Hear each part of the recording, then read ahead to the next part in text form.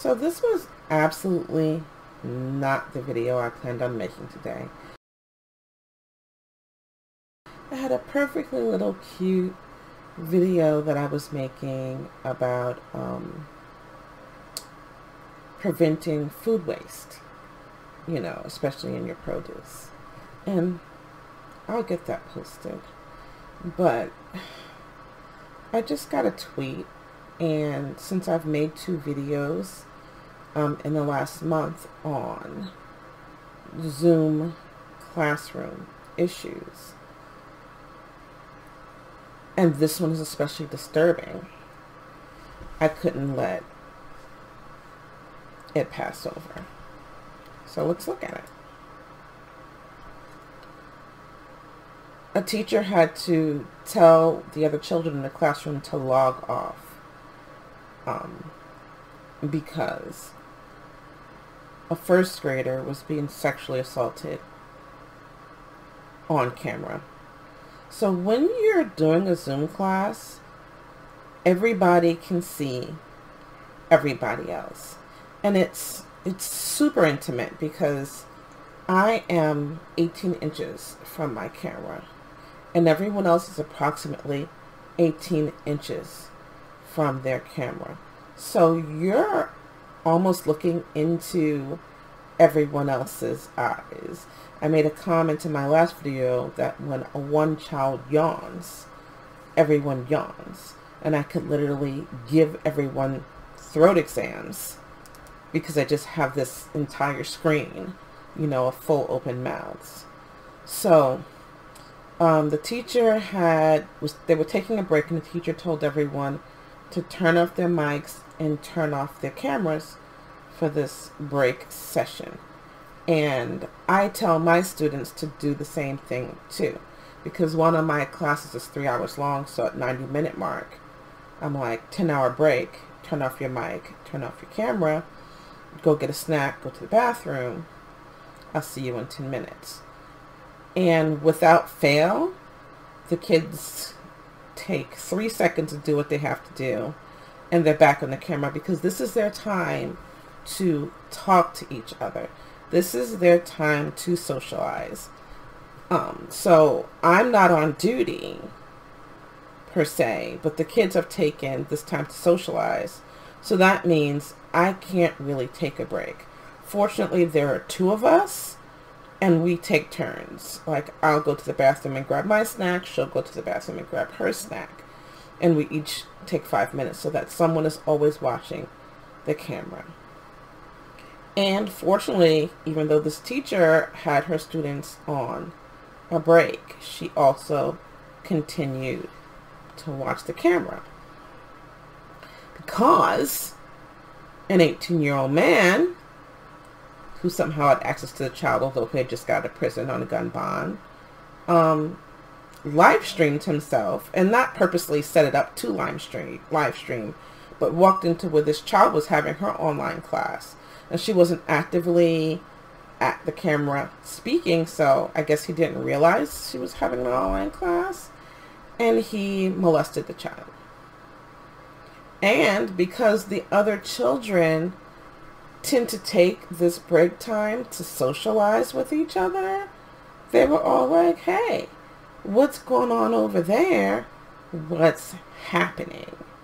Hence the teacher telling everyone, log off, log off, log off.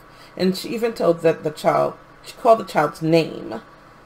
So I guess that the people in the room would know that they were on camera, and told them to turn off their camera. That didn't sit good with me. But if she couldn't get the other children to log off, then that was kind of her only recourse. And then she saw the assailant close the computer. She was quick and got the police there before he left. And he was arrested. And at the end of the article, there's that whole song and dance about him saying, oh, I'm in high school and I'm young and I'm sorry. And, the lawyer said he wasn't a flight risk so that he would be released. I don't know if he was released or not. Um, but that was absolutely crazy. Absolutely crazy. And thank goodness for this teacher who stayed monitoring the camera. Now, I teach children whose parents have opted for me particularly to teach them. I teach homeschool kids. So the rate of abuse happening in the kids that I teach is super low. But still, if the kids are going to stay in the virtual classroom, then a teacher has to stay in the virtual classroom, because having them all log off and then log back on takes way too much time. And from where I'm sitting, I can turn off everyone's microphones. But if I click the camera icon, it says ask them to turn off the camera. I can't control their cameras. That tweet came along with other news that 2 people have been killed while children were learning online. So I guess 2 videos ago, I had a problem with the teacher calling the police